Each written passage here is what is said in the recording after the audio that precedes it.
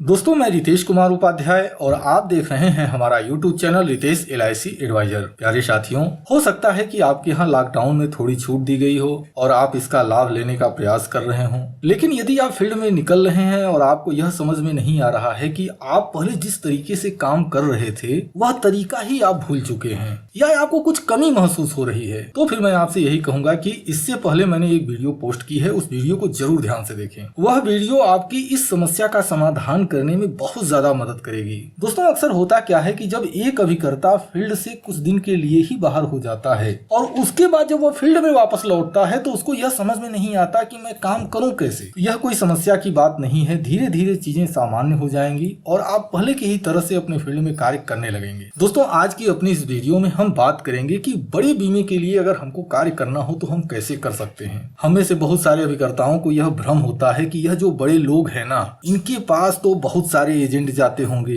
इनको हर तरह के पॉलिसी की जानकारी होगी, लेकिन वास्तविकता ऐसा नहीं है। अक्सर अभिकर्ताओं का एक जो बहुत बड़ा समूह होता है वह मिडिल क्लास फैमिली को ही टच करता है और उसी में मूव करता रहता है। और यह जो बड़े बीमे का समूह है, यहाँ पर कुछ एक अभिकर्ता ही जाकर बीमा कर पाते हैं। अब इसके पीछे कई वजह होती है। यदि आप ऐसा सोचते हैं कि आपके जो बड़े ग्राहक हैं उनको बीमे के संबंध में सारी जानकारी है, तो फिर मैं आपसे यही कहूंगा कि आपका ऐसा सोचना गलत है। कोई भी एक व्यक्ति अपने प्रोफेशन में एक्सपर्ट हो सकता है। यदि कोई डॉक्टर है तो उसको मेडिकल की जानकारी अच्छी है, उस डॉक्टर को यह पता है कि ऑपरेशन कैसे किया जाता है, उस डॉक्टर को यह मालूम है कि यदि किसी की तबीयत खराब हो जाती है तो उस बीमारी का इलाज करने के लिए किस प्रकार की दवा का प्रयोग करना होगा। यदि कोई इंजीनियर है तो उसको अपने प्रोफेशन के विषय में अच्छी खासी जानकारी है। मैं बहुत सारे ऐसे लोगों को जानता हूं जो डॉक्टर हैं, इंजीनियर हैं, बड़े बड़े प्रोफेसर्स हैं, अपने प्रोफेशन में यह अच्छे एक्सपर्ट हैं, लेकिन इसके बावजूद यदि आप इनसे बैंकिंग सेक्टर की बात करें, कानूनी जानकारी की बात करें या फिर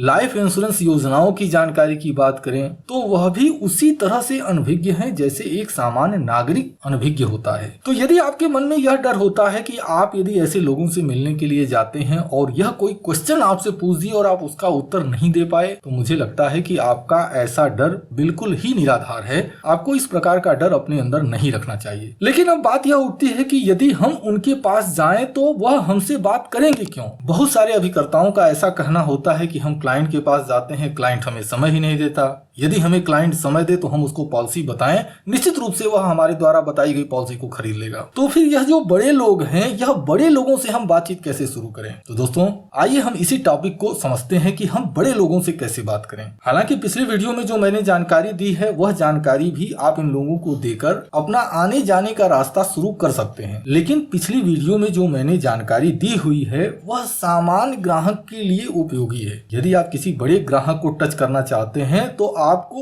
उसके हिसाब से तैयारी करनी होगी। आपको उसको ये एहसास दिलाना होगा कि जो उसकी जरूरतें हैं उस जरूरतों को आप समझते हैं, उसकी जो परेशानियां हैं उस परेशानियों को आप समझते हैं और उसका सलूशन आपके पास है। यदि आप यह विश्वास इन बड़े लोगों को दिलाने में सफल हो जाते हैं तो निश्चित रूप से बड़ा बीमा भी बड़े आसानी से करके निकल जाएंगे। यदि आप उन लोगों को प्रीमियम जमा विधि में अगर थोड़े से परिवर्तन करके कुछ लाभ की बात करेंगे, वह उनके लिए बहुत बड़ा मायने नहीं रखता है। क्योंकि उनके पास एक बड़ी संपत्ति होती है तो नॉमिनी के लिए वो आगे तैयार होते हैं, नॉमिनेशन को वो समझते हैं। तो इस तरह की जो छोटी छोटी जानकारियां हैं ना, यह जानकारियां इनके लिए बहुत बड़ा मायने नहीं रखती हैं। तो आइए हम समझते हैं कि ऐसी क्या जानकारी हम इन बड़े लोगों के साथ शेयर करें ताकि उनसे हमारे संबंध बेहतर हों और हम एक अपना जो व्यवसाय है हम उनके साथ अच्छे ढंग से कर सके। दोस्तों, बीमा बड़ा हो या छोटा हो, हर व्यक्ति अपना लाभ देखकर ही कोई निर्णय लेता है। तो सबसे पहले आपको यह मानकर चलना चाहिए कि कोई बड़ा बीमा धारक यदि आपसे जुड़ेगा तो वह यही सोचकर जुड़ेगा कि आप में उसको अपना हित दिखाई देगा। अब एक अभिकर्ता कोई प्रोडक्ट तो नहीं सेल करता है कि आप अच्छी मोबाइल सेल करते हैं, अच्छी क्वालिटी की आप मोबाइल लेकर जाएंगे बड़े ग्राहक के पास, आप उसको दिखा देंगे, उसको पसंद आएगा और वो ले लेगा। हमारे पास प्रोडक्ट्स होते हैं अनविजुअल। तो ये जो इनविजुअल प्रोडक्ट है हमें इनको सेल करना है और हमें अपने आप को प्रूव करना है कि हम एक प्रोफेशनल अभिकर्ता हैं। तो दोस्तों, इसके लिए सबसे पहले जब आप किसी ग्राहक से मिलते हैं ना, तो आप उनसे वारिस बनाने की जानकारी दे सकते हैं। अब एक्चुअली होता क्या है कि यदि आप LIC की पॉलिसियों पर ध्यान देंगे तो LIC की जो पॉलिसियां होती हैं इसमें नॉमिनी बनाया जाता है। अब यदि आप लोगों से मिलेंगे, आप उनसे बात करेंगे तो आप यही पाएंगे कि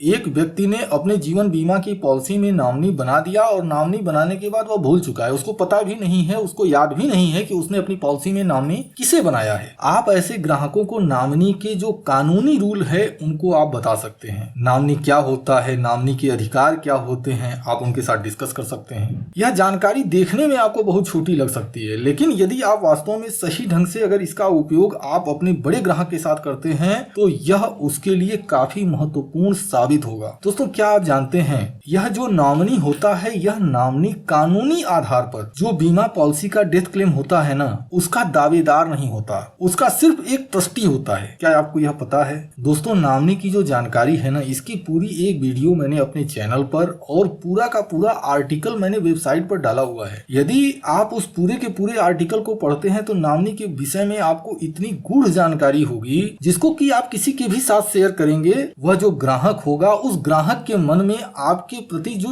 विश्वास पैदा होगा वह यही होगा कि यह जो अभिकर्ता है यह एक प्रोफेशनल अभिकर्ता है। अब यदि मैं उस जानकारी को इस वीडियो में कवर करता हूं तो यह वीडियो बहुत काफी लंबी हो जाएगी, और चूंकि वह जानकारी पहले से हमने अपने चैनल पर डाली हुई है तो उसका लिंक मैं इस वीडियो के डिस्क्रिप्शन बॉक्स में मैं आपको दे दूंगा, आप वहां से आप जाकर उस वीडियो को देख सकते हैं। दूसरी जो जानकारी है वो CKYC की है। दोस्तों, जब मैंने यह वीडियो पोस्ट किया हुआ था तो मुझे लगता है कि शायद 500 या 600 अभिकर्ताओं ने उस वीडियो को देखा हुआ है, लेकिन यदि आप बड़ा बीमा सेल करना चाहते हैं और मेरे ऊपर विश्वास करते हैं तो मैं आपसे कहता हूं कि आप उस वीडियो को जरूर देखिए। CKYC के विषय में जो जानकारी है, यह जानकारी यदि आप किसी बड़े ग्राहक के साथ डिस्कस करते हैं, वह ग्राहक आपको एक प्रोफेशनल अभिकर्ता के रूप में महत्व देगा। KYC तो एक नॉर्मल व्यक्ति भी कराता है, उसको भी पता है कि मुझको बैंक में अगर खाता खोलना है तो मेरे को KYC जमा करना होगा, मुझको अपना आधार कार्ड, अपना पैन कार्ड और जो भी दूसरे दस्तावेज है वो हमको जमा करना होगा। छोटे ग्राहक को CKYC के विषय में नहीं पता है, नहीं उसको जीवन में जरूरत पड़ने वाली है, लेकिन एक बड़ा व्यापारी है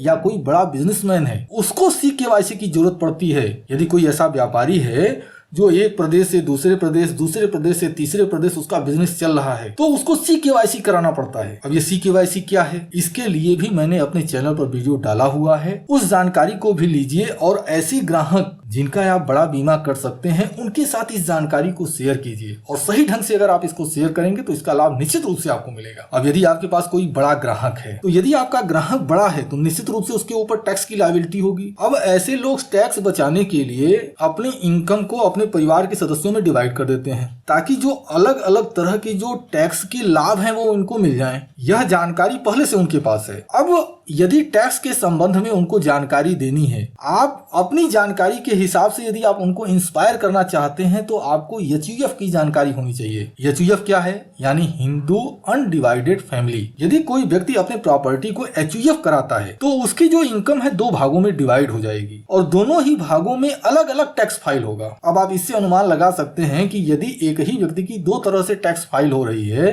तो उसको कितना बड़ा फायदा हो सकता है। अब एक जीवन बीमा अभिकर्ता के रूप में आप जब किसी क्लाइंट से बात करते हैं तो अंडर सेक्शन 80C आप 1.5 लाख रुपए तक की छूट की बात आप उससे कर सकते हैं। लेकिन यदि आपका ग्राहक एक बड़ा क्लाइंट है और आप उसको HUF की जानकारी देते हैं तो 1.5 लाख रुपए उसकी अपनी इनकम पर और 1.5 लाख रुपए जो उसने HUF डिक्लेयर करेगा उसके ऊपर आप उसको पॉलिसी दे सकते हैं। तो यह एक संभावना आपके पास बन जाएगी, और जब आप इस तरह की जानकारी आप अपने बड़े क्लाइंट को देंगे तो वह आपके महत्व को समझेगा भी। और मैं दावे के साथ कहता हूं कि जब इस तरह की बात आप क्लाइंट से करेंगे तो वह क्लाइंट उसका क्रॉस चेक करेगा, वह अपने CA से बात करेगा, वह अपने वकील से बात करेगा, और जब आपके द्वारा दी गई जानकारी उसको समझ में आएगी जो आपने उसको बताया है वह उसके लिए फायदेमंद है, फिर आप खुद सोच सकते हैं कि उसकी नजर में आपका महत्व क्या होगा। तो HUF की भी जानकारी हमारे चैनल पर पड़ी हुई है, आप उस जानकारी को ले सकते हैं। उस वीडियो का भी लिंक इस वीडियो के डिस्क्रिप्शन बॉक्स में आपको मिल जाएगा। और दोस्तों, एक बहुत बड़ी जानकारी है और वो है मैरिड वुमेन प्रॉपर्टी एक्ट। आप किसी भी बड़े व्यवसायी से मिल लीजिए या किसी बड़े व्यापारी से मिल लीजिए, यह जो बड़े लोग होते हैं